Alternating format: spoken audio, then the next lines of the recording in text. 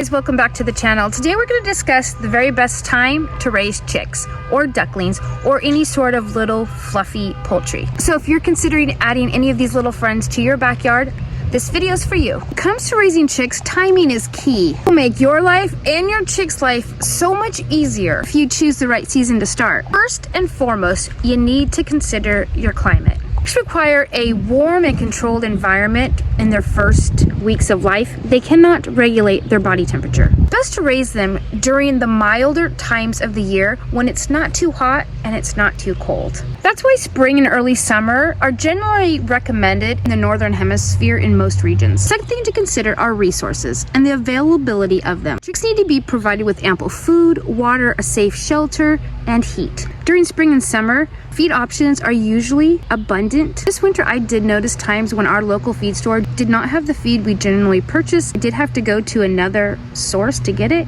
whereas in spring and summer, it's generally readily available. In spring and summer, they can also be outside scratching around, finding their own bugs and plants to eat. There will also be less artificial heat needed due to the naturally warmer temperatures. I just raised ducks this winter in January, from January, February, March, when we have our stormiest weather, when we have to worry about power outages.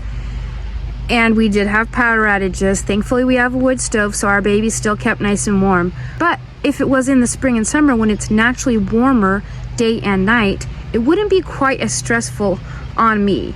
Now, I don't think the babies noticed because they had a nice warm place, but the stress on me was intense. The third thing to consider is disease prevention. Some diseases like coccidiosis are more prevalent in autumn, as respiratory infections are more common in wintertime. Another thing to consider in relation to disease is when you have migratory birds in your area, because birds do transmit disease from bird to bird.